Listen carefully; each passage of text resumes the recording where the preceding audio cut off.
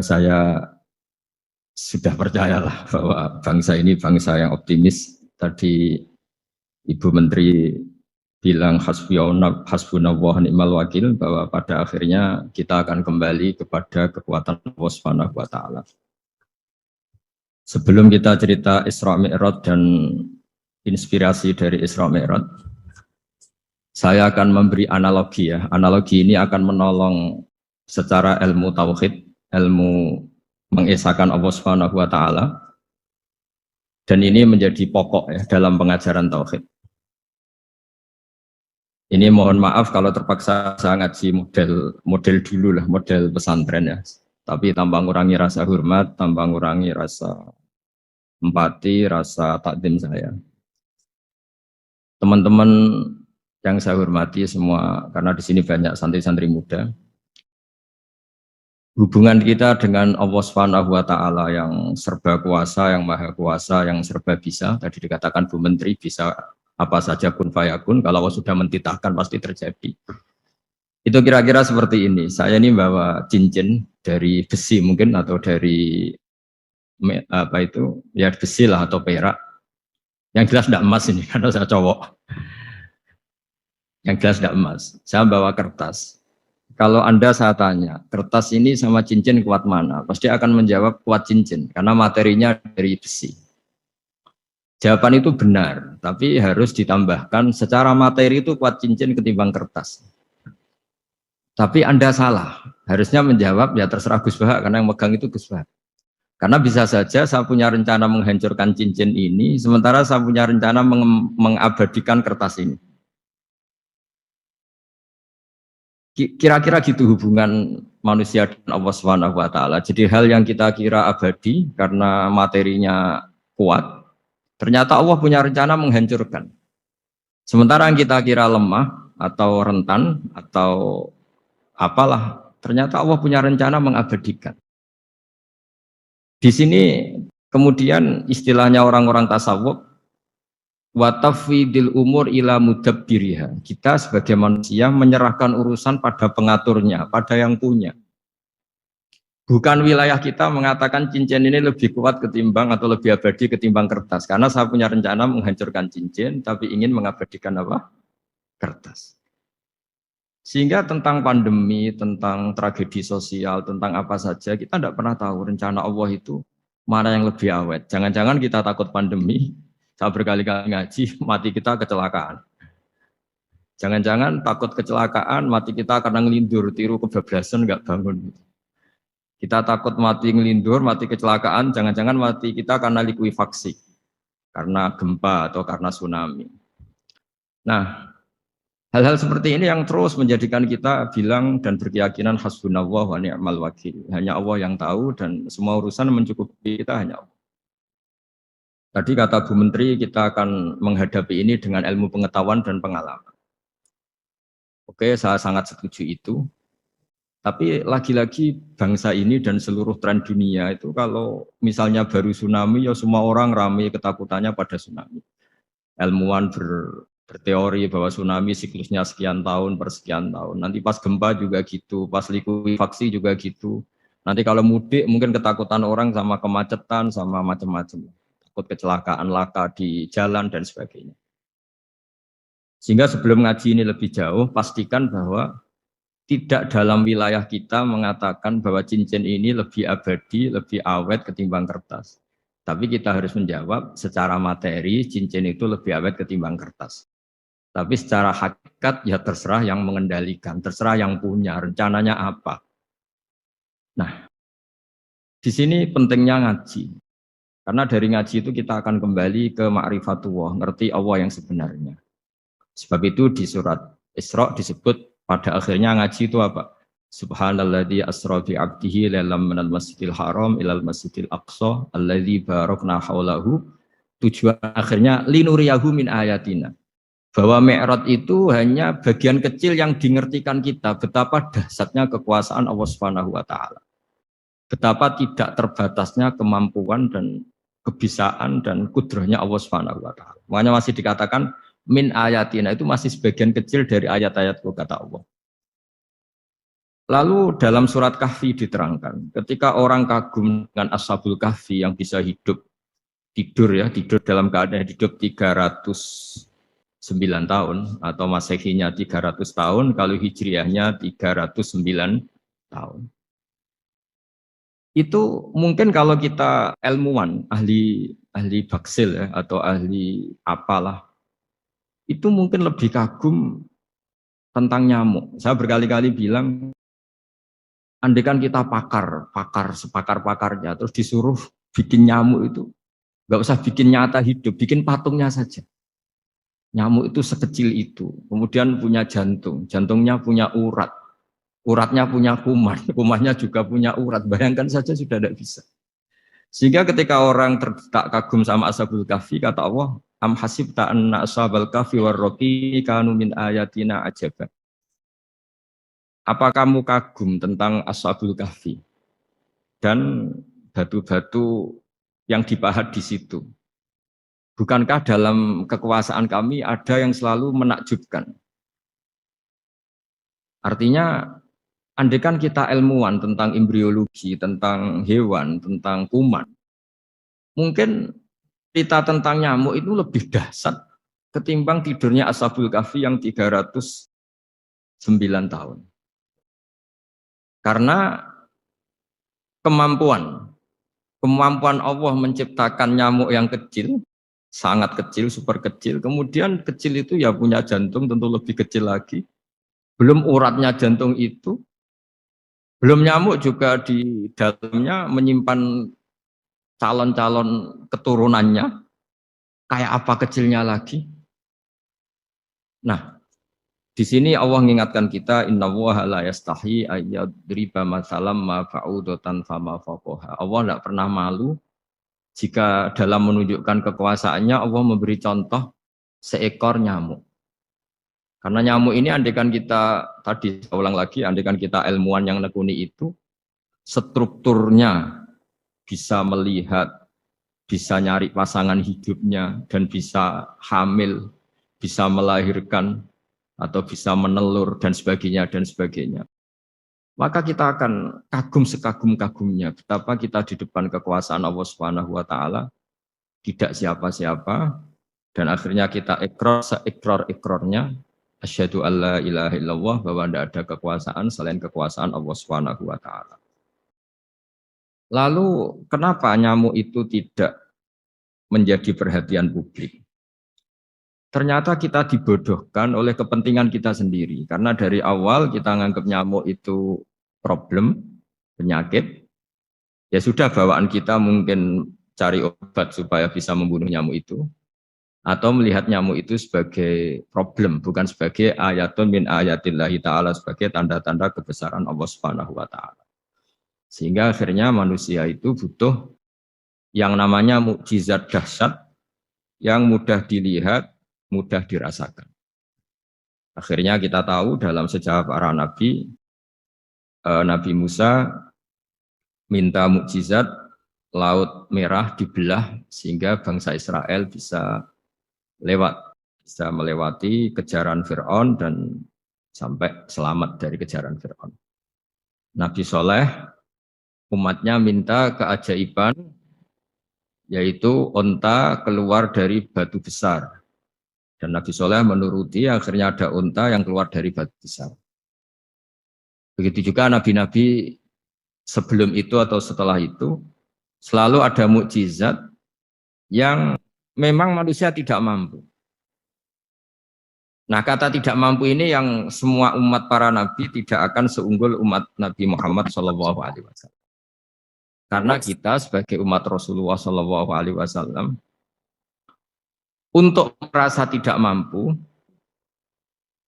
itu tidak harus hal-hal seperti membelah laut, tidak harus hal-hal seperti onta keluar dari batu, tidak harus hal-hal yang dahsyat kayak tongkat Nabi Musa menjadi ular besar yang menelan semua sihir-sihirnya Fir'aun.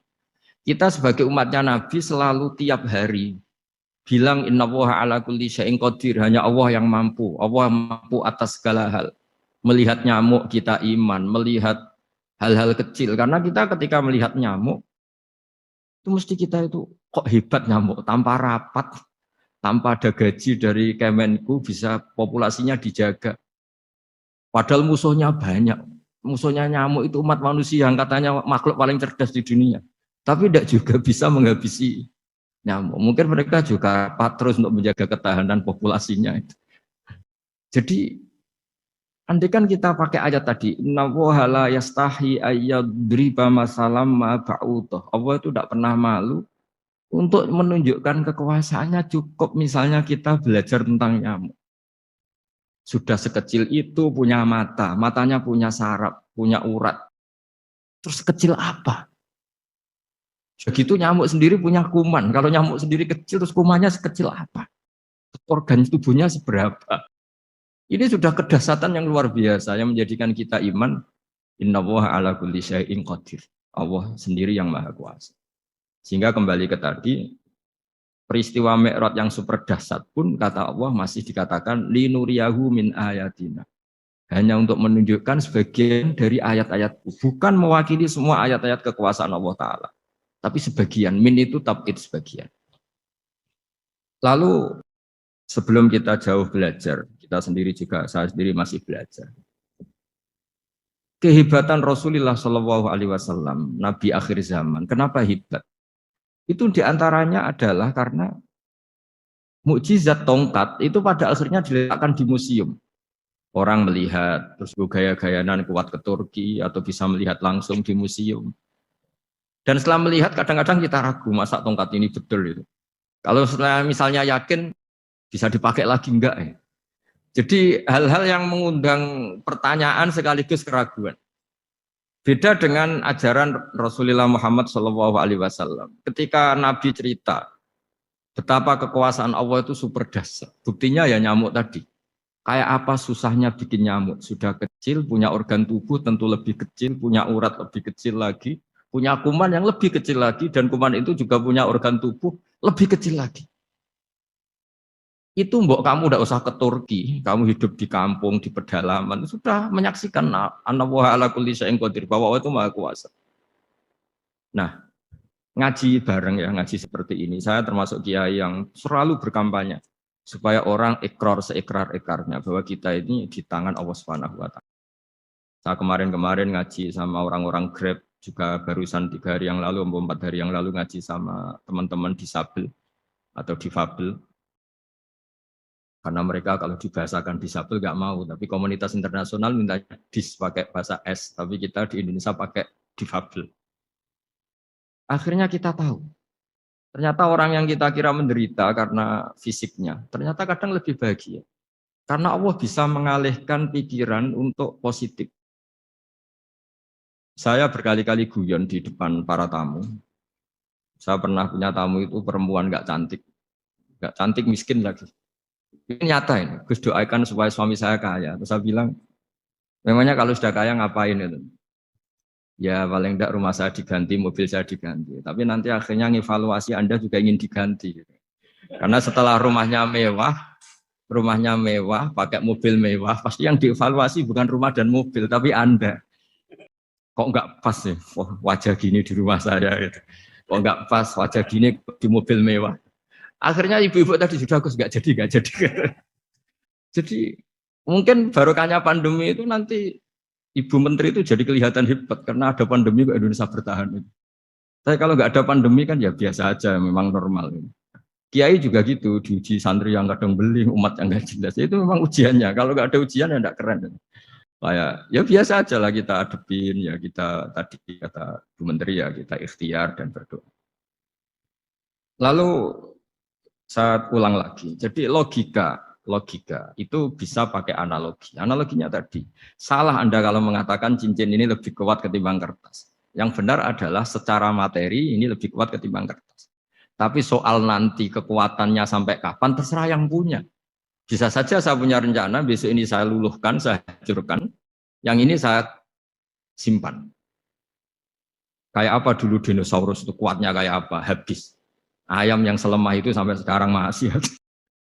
Karena Allah menghendaki dinosaurus diakhiri, sementara ayam tidak. Kayak apa nyamuk itu yang musuhnya orang seluruh dunia, ditemukan apa, mulai begon apa, tapi sampai sekarang bertahan. Apa kita perlu konsultasi sama nyamuk gimana ini kok bisa bertahan, resepnya apa? Gitu. Karena Allah menghendaki itu ya apa, disisakan masih. Nah, kemudian kenapa ada peristiwa Isra Mi'raj? Saya termasuk orang yang sering menulis tentang fikih sholat, tapi nulis saya untuk diri saya sendiri tak pakai ngaji. Tidak saya bukukan, memang saya sengaja karena ribet biasanya penerbit itu. Terus bicara royalti apa, kita kan mulai kecil dilatih ikhlas, jadi kalau komersial itu jadi bingung. Karena tidak biasa komersial, jadi kalau diajak komersial itu malah jadi bingung. Nabi ketika Mi'raj, ini yang jarang dikaji. Sebetulnya kalimat-kalimat dalam sholat, pertama Rasulullah Muhammad SAW ketemu Allah, itu Nabi maju. Maju ini Jibril sebenarnya mau ikut, karena Nabi bilang, ya Jibril jangan tinggalkan saya sendiri. Terus kata malaikat Jibril, sudah makam saya sampai sini, kelas saya sampai sini aja. Enggak, kamu harus nemani saya. Ketika memaksa nemanin, beliau tidak kuat. Di beberapa rawat dijelaskan sampai beliau pingsan, sampai beliau tidak sadar. Akhirnya terus ada ayat wa ma minna illa lahu maqamun ma'lum. Kita punya kelas tertentu yang enggak levelnya sampai sana. Akhirnya Nabi masuk wilayah itu, area itu. Dan Nabi ngendikan at-tahiyatul mubarakatus sholawatut thayyibatulillah. Kira-kira maknanya semua kehormatan, semua kebaikan, semua yang bersembah suci itu milik Allah Ta'ala. Lalu Allah menjawab, Assalamu alayka ayyuhan nabiyyu wa rahmatullahi wa barakatuh. Bahwa kamu Muhammad mendapat salam dari saya, mendapat semua kehormatan, semua keselamatan. Kemudian Nabi itu karena sebagai hamba yang tidak egois, tidak ingin kalau nikmat dirasakan sendiri, tidak ingin kalau sedang senang beliau sendiri yang merasakan, beliau ngendikan Assalamu alayna wa ala ibadillahi sholihin. Ya Allah tolong bahwa status selamat itu tidak hanya milik saya, tapi milik siapa saja yang soleh. Soleh itu ya sesuai kelas masing-masing. Setelah itu para malaikat melihat kebaikan Nabi yang seperti ini, melihat mentalnya atau keinginannya yang luar biasa untuk baik kepada semua orang, wa ala ibadillahi sholihin. Terus malaikat saat itu rame-rame bersaksi asyhadu alla ilaha illallah wa asyhadu anna muhammadar rasulullah. Catatannya apa di sini? Bahwa ternyata kesaksian tentang syahadat itu dimulai rasa tidak egois. Merasa bahwa rahmat ini harus dirasakan semua orang. Wa ma arsalnaka illa rahmatan lil alamin. Jadi rahmat ini harus dirasakan banyak orang. Kita tahu misalnya Islam melarang narkoba misalnya. Memang narkoba itu mengganggu. Hampir semua kecelakaan rata-rata faktor supir itu narkoba. Begitu juga pembunuhan yang sadis, rata-rata efek dari pengaruh narkoba. Sehingga Islam keras sekali tentang narkoba. Dan alhamdulillah di Indonesia ditangani BNN yang sangat serius melawan narkoba. Nah, keputusan Islam melarang narkoba itu keputusan yang luar biasa, yang menjadi berkah bagi semua. Begitu juga keputusan Islam tentang melarang zina, melarang perbudakan, melarang penipuan. Dan Islam mendukung misalnya gerakan nikah, gerakan adil, gerakan keseimbangan dan kemanusiaan. Sehingga agama ini akan dinikmati siapa saja karena ajarannya. Lalu agama ini bisa nikmat, itu solusinya gampang menurut Rasulullah, yaitu sholat. Nabi itu kalau pusing menghadapi banyak hal, itu keluar masuk, terus tanya sama istrinya, kapan waktunya sholat? Kapan Bilal datang? Dulu kalau mau waktu sholat, Bilal datang, ngetok pintu Nabi, ya Rasulullah sekarang waktunya sholat. Itu Nabi membahasakan sholat itu unik. Ini tentang Mi'raj ya, karena hasilnya ya sholat tadi. Arifna ya Bilal. Arifna itu tolonglah bikin nyaman saya dengan sholat. Sebelum kita belajar sholat secara serius, gampang. Kalau kita misalnya menteri, atau kita ajudan, atau kita apa, kayak apa asiknya kita kalau ngomong-ngomong sama presiden, bercengkrama dengan presiden, atau dengan menteri, atau dengan kiai, dengan atasan. Sholat itu media di mana kita asik dengan Allah Ta'ala. Kalau kita bisa asik dengan atasan yang manusia, apalagi ini asik dengan Allah Subhanahu wa Ta'ala. Sehingga kita harus malu kalau sholat tidak asik. Kita ketemu orang yang kita hormati saja asik, masa ini ketemu Allah Ta'ala tidak asik. Sehingga dulu, bawaannya orang dulu itu kalau sholat, untuk tidak cepat itu harus diperintah. Dulu para nabi, para sahabat kalau sholat itu lama-lama. Sehingga sampai Nabi yang turun tangan, wahai para sahabatku, kalau kamu jadi imam jangan lama-lama. Karena dulu semua orang itu penikmat sholat. Sehingga untuk tidak lama itu nunggu diperintah. Kalau kamu jadi imam jangan lama-lama, kasihan makmumnya. Gitu. Nah sekarang alhamdulillah tanpa dilarang sudah cepat semua. Ini sudah ada kemajuan, ini sudah maju sekali ini. Nggak usah dilarang sudah cepat. Dulu tuh saking asiknya orang sholat. Untuk supaya agak cepat itu harus ada perintah dari Nabi. Kalau kamu jadi imam jangan lama-lama. Nah kita kalau sedang pas baiklah, pas waras lah kira-kira gitu. Kalau bahasa orang Pantura, saya ini orang Pantura. Jadi kalau ngomong lebih keras, lebih vulgar. Normalnya orang sholat itu tidak bisa ngakhiri. Normalnya, saya ulang lagi, normalnya orang sholat itu tidak bisa ngakhiri. Karena ketemu zat yang kita cintai. Kita kalau ketemu orang yang kita hormati, yang kita cintai, itu nggak bisa ngakhiri. Misalnya mungkin anak muda, contohnya ketemu pacar, nggak bisa ngakhiri. Kita kangen sama temen, jagung, nggak bisa ngakhiri, karena asik. Nah ini ketemu Allah yang dipuja-puja, dipuji-puji, kemudian cepat ingin ngakhiri. Jadi ini kita agak aneh. Makanya orang sholat itu tidak bisa ngakhiri. Dan itu normal. Sehingga dulu ketika Sayyidina Umar itu ditikam sama satu benda yang kayak pancing itu. Panah itu kan kayak pancing ya. Jadi kalau masuk cepat tapi nariknya susah. Karena ada grendelnya. Itu tiap ditarik sakit, tiap ditarik sakit. Dan beliau bilang, nanti setelah saya sholat tarik. Beliau sholat, nyaman, ditarik itu enggak gerak sama sekali. Karena dia sudah istighraq billah. Sudah nyaman dengan Allah sehingga ditarik itu enggak keras. Dulu di daerah sini masih keluarga kita lah, masih keluarga kita semua. Ada seorang wali jadi imam masjid. Itu di PHK sama takmirnya. Karena ketika sujud dia asik terus lama sekali. Sampai 30 menit. Sampai santrinya bilang, mbah sampun, mbah sampun. Setelah itu rapat dihentikan. Kita kenapa mbah sujud begitu? Saya tidak bisa mengakhiri orang nikmati sujud kemudian ingin berhenti. Nah, Sayyid Ali Zainal Abidin yang populer, cucunya Rasulullah SAW, anaknya Sayyid Husain, putranya Sayyid Husain. Itu bapak saya kalau cerita, beliau itu sebenarnya sholat itu hanya ingin 2 rakaat. Setelah sholat 2 rakaat, ya Allah sebagai hadiah nikmat saya sholat 2 rakaat karena asik dengan engkau, saya akan syukur lagi sholat 2 rakaat. Akhirnya ketika nikmati sholat, dia sholat lagi 2 rakaat sampai akhirnya 1000 rakaat. Itu tanpa rasa capek. Karena merasa keasikan. Masa momen seasik ini kemudian saya tinggalkan ya Allah. Akhirnya sholat lagi. Sehingga ada seorang wali ditanya, kamu ingin masuk surga?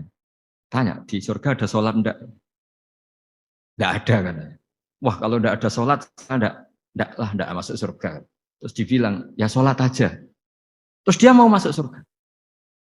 Kalau kita akan kebalikan, kita ini masuk surga itu sebetulnya kita ngawur sekali. Ngawurnya adalah, masuk surga, tidak ada sholat lagi, tidak ada puasa lagi. Jadi ini kan, kita ini jadi makhluk yang aneh. Jadi kita ini masuk surga senang karena sudah ada kewajiban apa? Sholat. Jadi ini agak aneh. Sesuatu yang menjadikan kita masuk surga, tapi sesuatu yang kita benci setelah masuk surga. Asiklah di surga karena tidak ada sholat. Nah, apapun kondisi kita harus latihan.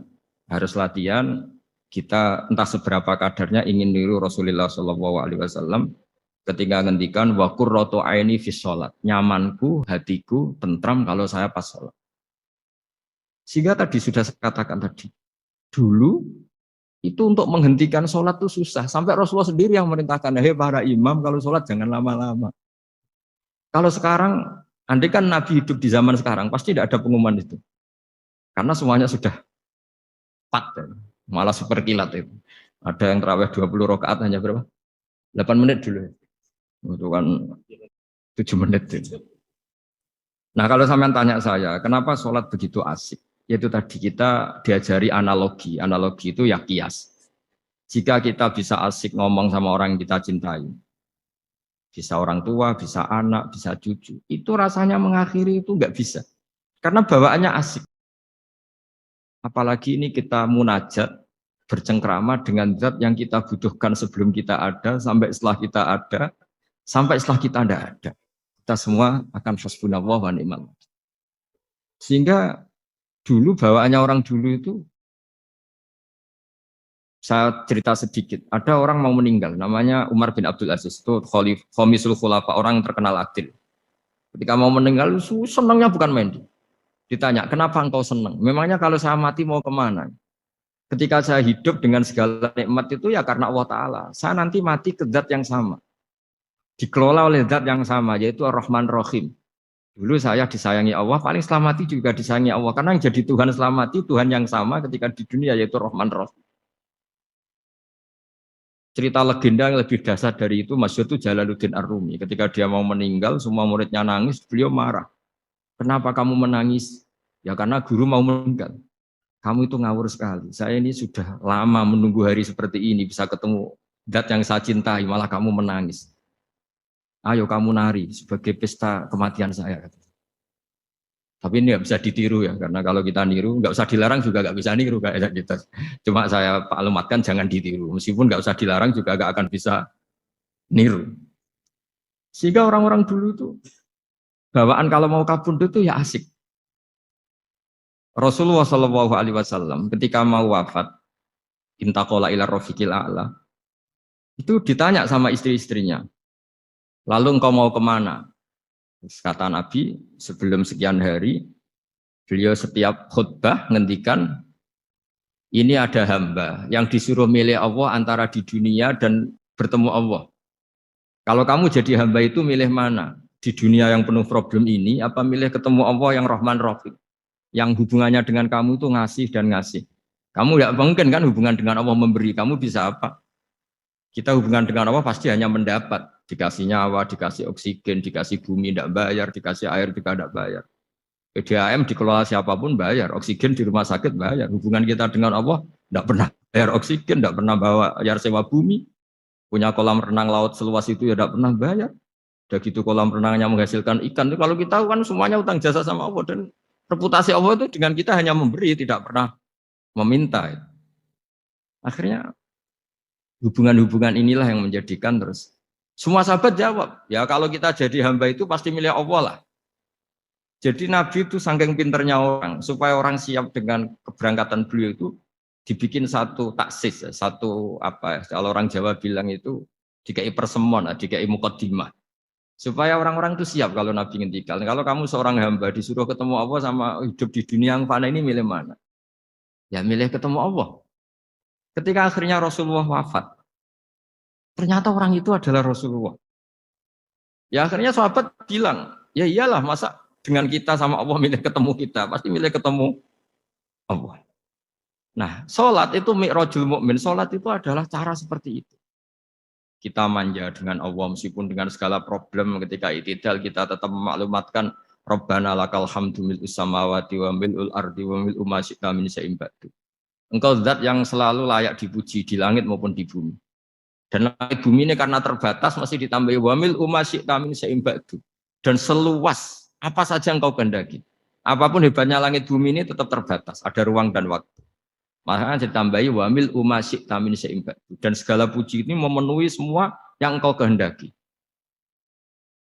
Saya berkali-kali bilang kalau hubungan dengan Allah nyaman caranya gitu. Kalau kita sakit bayar oksigen, kalau kita butuh air bayar PDAM.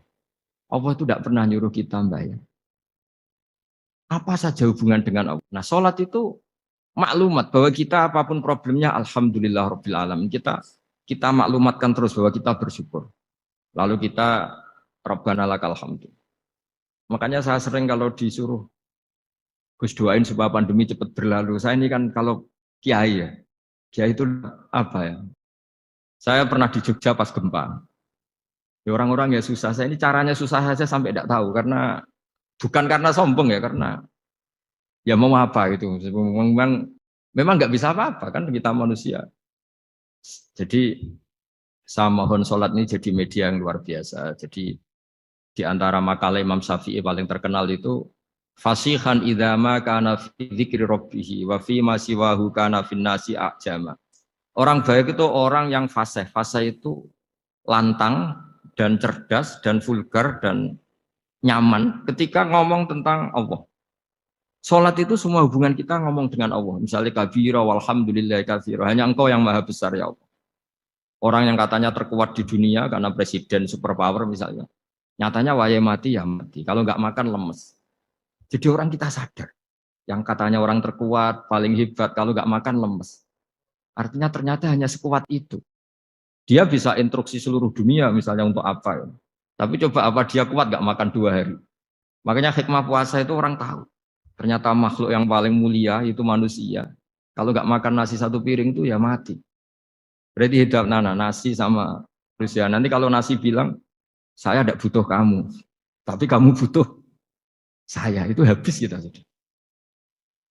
Makanya ketika ada orang yang mempertuhankan manusia, itu Allah cara menafikan itu hanya bilang, karena yakulani to'am.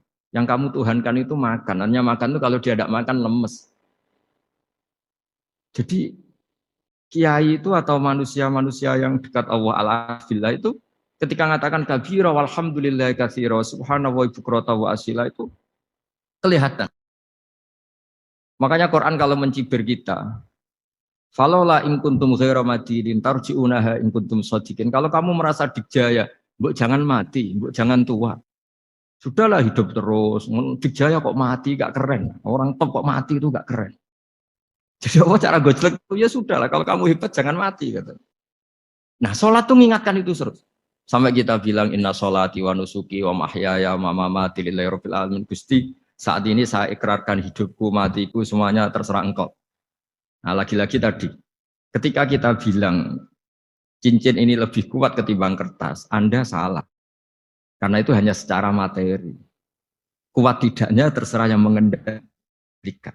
Karena saya punya rencana menghancurkan cincin ini, besok mau saya lebur, sementara saya mau mengabadikan kertas ini. Nah disinilah terus kita diajari misalnya di surat Yasin yang populer, Allah itu siapa? Allah itu subhanalladzi biyadihi malakutu kulli syai'in, yang mengendalikan semua sesuatu. Makanya sholat itu menjadi penting. Saya sendiri termasuk orang yang jarang imami, saya selalu jadi makmum. Jadi andaikan Mas Zakaria di sini saya juga makmum. Cuma keren saya kayaknya meskipun saya makmum. Karena saya kalau makmum itu bisa ingat Allah terus. Kalau imam itu enggak jaga image. Karena malu kan. Misalnya di masjid kementerian terus sholatnya kok cepet nanti dikira enggak ustadz betulan itu. Kalau ulama ternyata banyak urusan jadi banyak berpikir gitu. Tapi alhamdulillah ini barokahnya ngaji terus apa ya? Ya hasilnya mi'raj itu ya sholat itu. Sholat ini spesial karena tadi saya bayangkan itu di surga gak ada sholat itu ya terus wopo itu gak asik. Itu kalau Imam Ghazali itu membarter kita itu begini. Kalau kamu bangga di kasrotin nisa, pasangan kamu banyak, itu ayat lebih kuat ketimbang Anda karena 1 hari 1 jam bisa berapa kali. Kalau Anda bangga bisa makan itu kerbau itu makannya lebih. Kalau Anda bangga atas pengaruh itu tawon itu ratu tawon itu pengaruhnya lebih besar ketimbang Anda. Dia diam di rumah tapi anak buahnya loyalnya kayak gitu. Artinya kalau manusia bangga itu apa? Ya dengan sholat tadi. Ini karena satu ibadah yang enggak tertandingi oleh makhluk yang lain. Apalagi dalam sholat itu ada semua gerakan yang mewakili semua ibadahnya malaikat. Malaikat itu ada yang ibadahnya berdiri terus. Ada yang rukuk terus. Ada yang sujud terus. Dan sholat itu mewakili semua itu. Juga mewakili sosial, karena setelah sholat kita bilang Assalamualaikum warahmatullahi wabarakatuh, bahwa keselamatan ada di kanan dan kiri. Nah, oke ya, itu sakralnya Mi'raj. Tapi di balik Mi'raj itu ada hal-hal yang manusiawi. Dan ini yang terjadi di dunia. Ketika Rasulullah melangkai makamnya Nabi Musa, makam itu status, ranking lah kalau dalam bahasa Indonesia itu. Kalau bahasa Indonesia itu ribet, makam itu kuburan. Makanya orang Indonesia sering tanya saya, Gus, makamnya Nabi Ibrahim kok batu? Makam yang dekat Ka'bah itu bukan makam dengan makna kuburan, itu tempat yang dipakai Nabi Ibrahim membangun apa? Ka'bah. Cara Jawa pancatan itu. Nabi Musa itu gak terima, komplain sama Allah. Ya Allah, ini lebih junior ketimbang saya. Kenapa makamnya melangkai saya? Ini tidak fair. Jadi di mana-mana manusia itu kalau disalib junior itu ya tidak terima. Ya ada manusianya. Terus ditanya sama malaikat Jibril, kenapa kamu gak terima? Ini orang Israel, kadung ngira saya ini nabi paling top. Ini kalau sampai konangan saya kalah sama Muhammad tuh malu saya kata. Jadi artinya ya ada sisi manusia. Itu ada kitabnya. Terus, ya tapi memang Nabi Muhammad lebih top ketimbang kamu. Memang dia nabi pilihan, Sayyidul Awalin wal Akhirin. Oke, kalau saya kalah dengan dia gak apa-apa. Tapi umatnya jangan. Maksudnya umatnya bangsa Israel harus lebih top ketimbang kita. Makanya orang Israel sampai sekarang begitu itu ya memang ada sanatnya, nggak mau kalah. Karena usulnya Nabi Musa memang nggak boleh kalah. Terus terus kata Allah, ya tidak bisa. Memang yang paling top tetap umatnya Muhammad, bukan umat kamu. Tetap kamu kalah. Sehingga setelah kalah dan menang itu kita terus tidak tahu. Misalnya begini ya, penemu komputer atau penemu mobil sama yang beli mobil itu hebat mana? Kalau bicara keilmuan ya hebat penemunya. Tapi kalau bicara kapitalistik, udah bikinkan mobil yang mewah gini-gini. Nanti tanggal ini jadi ya. Hebat mana yang nyuruh sama yang disuruh? Kalau logikanya pakai gitu. Hebat mana yang nyuruh sama yang disuruh? Artinya kamu milih jadi mana? Penemu mobil, hebat kan? Tapi terus sama orang kaya diminta, bikinkan ini, speknya seperti ini, selesai gini. Hebat mana? Nyuruh sama disuruh? Menyuruh. Tapi yang nyuruh tidak bisa bikin mobil, yang disuruh bisa. Pinter mana? Pinter yang disuruh. Tapi pertanyaannya, wong bisa nyuruh ngapain bikin sendiri? Pinter mana? Ini mohon maaf karena di sini banyak orang nggak jelas-jelas juga. Artinya terus subjektivitas manusia ini tetap ada gitu. Kalau bisa beli ngapain bikin gitu. Tapi kalau bisa bikin ngapain beli. Nah mungkin perdebatan di kementerian atau di yayasan atau di kampung-kampung atau di apa mesti begitu. Dan itu di Mi'raj juga digambarkan. Digambarkan bahwa antar nabi ini ya ada kompetisi. Wa fi dzalika falyatanafasil mutanafisun. Tapi bedanya nabi dengan kita itu satu. Nabi itu kalau keliru dengan tanda petik, nabi itu kalau keliru itu jadi berkah. Itu bedanya kita. Kalau kita keliru kan keliru betul. Kalau nabi itu tidak, kelirunya itu jadi berkah. Ini saya punya dua contoh kalau boleh dibahasakan ya, kekeliruan nabi atau dengan tanda kutip kekeliruan nabi. Tapi saya ulang lagi dengan tanda kutip. Nabi Musa itu ketika Nabi Muhammad ditanya, kenapa kamu dipanggil jauh-jauh? Disuruh sholat 50 rakaat. Nabi Ibrahim nggak komplain karena beliau nabi yang baik. Semua nabi nggak komplain kecuali Nabi Musa. Kata Nabi Musa, jangan Muhammad, kebanyakan itu. Bilang ke Allah supaya di diskon. Ya. Nabi kembali sama Allah, ya sudah tak kurangi 5. Turun lagi, masih berapa? 45. Masih kurang. Itu sampai 9 kali. Akhirnya terkurangi berapa? 45 rakaat. Itu Nabi Musa masih bilang, udah minta lagi keringanan. Itu kalau diruti nggak jadi sholat kan? Kalau satu lagi kan masih terus hilang itu kewajiban sholat. Nah, Nabi Musa sebetulnya itu bukan karena kasihan kita. Bukan. Dia nggak empati dengan kita. Beliau nggak empati sama kita. Tapi gara-gara Muhammad, umatku yang lebih kuat, lebih ganteng aja nggak mampu melakukan sholat 50 rakaat. Apalagi umatmu. Dia memang orang Israel kan ganteng-ganteng, kuat-kuat. Jadi dia pede.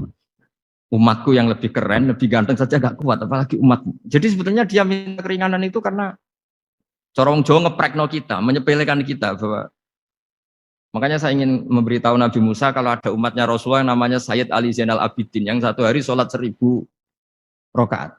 Jadi nanti kalau ketemu Nabi Musa, ini 50 aja, ini kuatnya malah 1000. Nah akhirnya, tapi barokahnya Nabi Musa yang sentimen ini, sholat gak jadi 50, tapi 5. Itu bedanya Nabi sama kita. Ada contoh yang lebih ekstrim, kelirunya Nabi itu Nabi Yunus.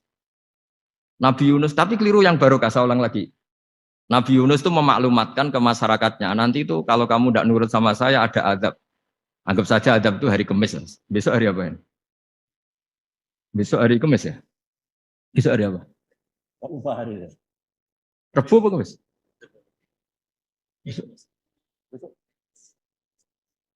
Lupa hari ya. Kata Nabi Yunus, 3 hari lagi akan ada adab. Tapi kurang 2 hari, kurang sehari umatnya masih dalam kemungkaran, dalam kemaksiatan, masih hura-hura. Akhirnya Nabi Yunus bilang, sudah ini tinggal sehari itu mau ada adab. Tapi mereka tetap hura-hura. Akhirnya Nabi Yunus itu, coro Jawa itu minggat. Memang bahasa Arabnya abako itu pergi yang tidak pamit. Itu kalau kamu cari di kamus, abaqo itu maknanya itu minggat, pergi yang tidak pamit. Sama Allah dibahasakan abaqo. Oh, wong ra bener kabeh, udahlah tak tinggalkan. Setelah ditinggalkan, Nabi Musa disalahkan sama Allah. Kamu itu Nabi tidak diperintah hijrah kok. Hijrah. Syaratnya Nabi kan mengambil keputusan apa saja berdasar wahyu. Tapi tanpa ada perintah wahyu, dia tetap keluar dari kampungnya itu. Keluar sama Allah disalahkan. Wong Nabi kok minggat. Akhirnya ketika dia di kapal, di perahu itu, dulu itu ada mitos, kalau ada perahu mau tenggelam pasti ada yang minggat, diundi. Sampai 3 kali yang keluar dia, akhirnya tahu diri nyemplung. Nyemplung terus ditelan ikan nun. Pokoknya ikan besar lah. Diberi sanksi sama Allah, karena dia Nabi kok melanggar, diberi sanksi ditelan ikan nun. Telan ikan nun karena beliau seorang Nabi, perutnya ikan itu jadi masjid, dia baca tasbih terus. Tapi barokahnya dia minggat tadi, asbaqo. Akhirnya 1 hari itu mau ada azab besar itu orang-orang nginceng rumahnya dia. Diinceng. Kalau betul ada azab, pasti orang ini lari. Masa ada azab dia di sini? Diinceng ternyata nggak ada. Wah berarti benar ini ada azab. Buktinya dia nggak ada. Jadi unik. Akhirnya dicinceng nggak ada terus dia, wah berarti ada azab betul. Hari itu masyarakatnya tobat semua karena, ini ada azab betul. Buktinya Nabi Yunus sudah lari, berarti dia ada ingin kena. Padahal dia lari itu karena mangkel punya umat yang nggak nurut tadi. Wah sudah. Setelah sekian hari dia cari-cari kabar. Umatku itu kena azab enggak? Ternyata berita yang masuk dulu udah ada medsos, udah ada WA. Dulu itu enggak ada itu. Dengar kabar kalau umatnya tuh enggak kena azab karena 1 hari sebelum ada azab tobat semua. Terus dia enggak berani pulang. Karena ada hukum sosial di sana, kalau ada orang bohong hukumnya dibunuh. Berarti terus beliau berpikir, saya tidak bohong katanya ada azab kok. Masyarakat saya baik-baik. Waktunya setiap ketemu kaumnya dia lari karena takut dibunuh. Ternyata kaumnya sudah iman semua, mau ngejar dia dijadikan imam. Akhirnya, oh iya ya. Jadi itu bedanya Nabi sama ndak. Jadi Nabi itu kalau kelirunya itu barokah. Makanya kita tidak usah ikut keliru, karena keliru kita ini pasti tidak barokah. Itu musibah. Jadi dulu ceritanya Anteng juga gitu. Yang namanya istri 2 itu kan cemburu. Pertama Nabi Ibrahim punya istri namanya Sarah. Terus lama-lama karena belum punya anak, terus sama Sarah sendiri yang nyuruh supaya nikahi Hajar. Setelah punya anak cemburu. Kata Sarah, pokoknya saya nggak terima kalau kamu nggak ngelukai Hajar. Mulai dulu lelaki itu sudah pinter ngotak-ngatik. Kalau dilukai pipinya nanti tidak cantik. Apa ya? Yang penting ngelukai tapi tetap cantik. Terus ada anting itu. Anting itu dulu ceritanya itu dilukai tapi tambah cantik. Nabi Ibrahim akhirnya melukai. Seneng Sarah karena sudah dilukai. Ternyata barokahnya dilukai itu jadi anting yang mempercantik perempuan. Padahal melukai istri itu kan tidak boleh. Tapi ini Nabi. Ada saja cara yang dipilihkan Allah untuk ya tadi. Keliru saja barokah. Itu bedanya Nabi sama kita. Makanya disebut mimbabi hasanatil abrar sayyatul muqarrabin. Jadi Nabi sama seperti Nabi Adam. Nabi Adam itu dilarang Allah nggak boleh makan khuldi. Akhirnya makan terus harus hidup di dunia terus jadi dunia seperti ini. Tapi itu menjadikan harapan seluruh dunia bahwa Allah itu maha baik. Ketika ada yang diberi sanksi tetap diminta tobat dan dianjurkan tobat. Dan Allah berjanji setiap yang tobat pasti diterima. Sehingga terus kita sampai sekarang nggak pernah putus asa karena sudah diberi contoh bahwa bapak kita yang pernah salah dijanjikan tobat dan Allah pasti menerima tobat. Jadi ini bedanya kita dengan Nabi. Jadi semoga lewat pengajian ini atau ngaji bareng ini kita tahu kalau kita ahli astronomi atau ahli meteorik mungkin takut kita kejatuhan meteor. Kalau ahli gempa mungkin takut lempengan kita gini terus gempa. Kalau ahli tsunami takutnya tsunami. Kalau ahli sosial takut chaos. Mungkin yang ahli perbankan takut ras. Jadi kalau nuruti takut ya takut lah. Tapi cobalah kita iman lagi. Tadi kata Bu Menteri sudahlah punya hasbunallah wa ni'mal wakil ya sudah Indonesia pasti akan baik-baik saja dan kita akan selalu berharap dengan kecerdasan dengan ikhtiar. Tapi kita akan selalu berdoa kepada Allah Subhanahu wa taala. Saya kira demikian dan mohon maaf, monggo berdoa bareng.